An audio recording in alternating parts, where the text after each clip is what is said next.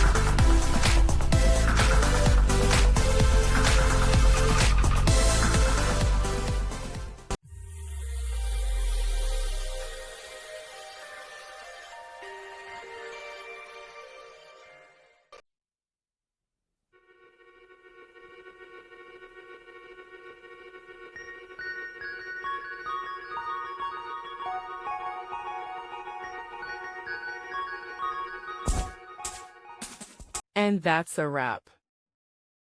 I hope you found the answer you were looking for. If you did, take a second to hit that subscribe button. It really helps out. And let me know in the comments which solution worked best for you.